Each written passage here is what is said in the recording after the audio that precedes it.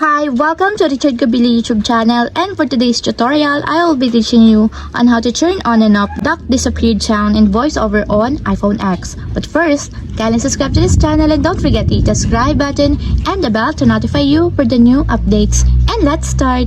Using your iPhone X from your home screen, first go to Settings.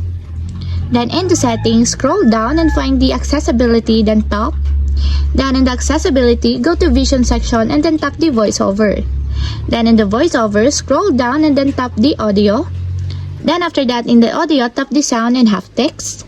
Then in this part, in the sound and have text, scroll down and go to System section, then tap the duck disappeared. Then in the duck disappeared, find the sound, and as you will see, there's a switch button located on the side of it. Then all you have to do is just tap it to enable until it becomes green. And if you want to disable or turn off, just tap again the switch button, just like this.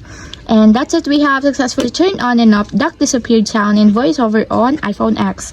If you have a question, kindly comment down below, and don't forget to hit the subscribe button and the bell to notify you for the new updates. And thank you for watching!